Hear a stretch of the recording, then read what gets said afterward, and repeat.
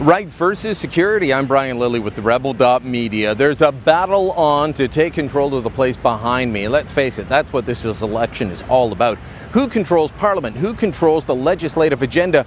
Who decides which direction Canada is going to go in? Well, campaign second week, Prime Minister Stephen Harper put national security, terrorism back on the front of the agenda with an announcement Sunday that said he wants to stop homegrown terrorists, the types of people that we've seen rise up in Calgary, in Edmonton, in London, Ontario, in Winnipeg, in Ottawa, in Montreal.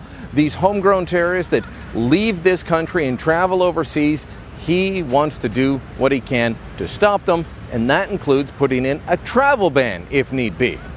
We are talking about the most dangerous places on earth where governance is non-existent and violence is widespread and brutal.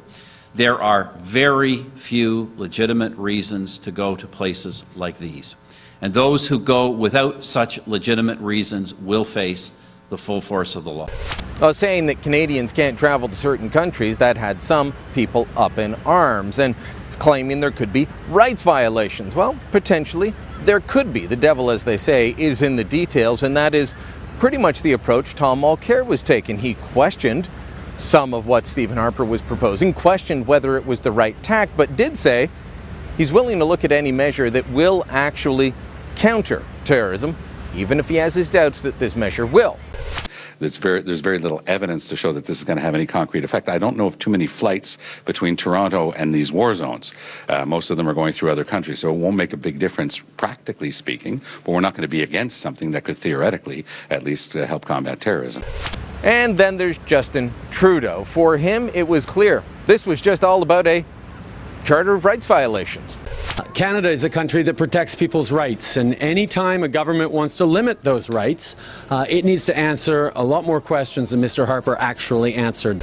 Funny thing about Justin Trudeau and the Charter of Rights, he's selective on when he decides that this is going to be the hill for him to die on, the place he will take a stand, because when it comes to within his own party, he's ripped up charter rights. He said, doesn't matter what your conscience tells you, doesn't matter what your faith tells you, you will vote pro-abortion or you can't be in the Liberal Party. You Democrats have long held the same position. Liberals had long said, due to conscience beliefs, we will allow free votes on this issue. Not anymore. No, you've got to vote his way. So he ripped up those charter rights. When it comes to the charter rights of Trinity Western University and their attempt to start a law school against the opposition of law societies across the country, Trudeau has either been silent or cheerleading for the law schools that are trying to block Trinity Western. And then finally, we've got the issue of the High River gun grab, where thousands of doors are kicked in. Private property taken, sometimes guns, sometimes hydroponic pot plants. He didn't speak up on any of that. He didn't speak up about the doors being kicked down even after the report came out denouncing the actions of the RCMP and declaring them unlawful. But if it comes to Omar Khadr, if it comes to potential jihadis, then he's going to say that he's all about charter rights. If it comes to covering up your face with a niqab in order to vote or take an oath, then he's all about charter rights. Justin Trudeau believes in charter rights that they go one way, and it's whatever political winds or wherever the political winds are blowing them that day. This isn't how you run a country.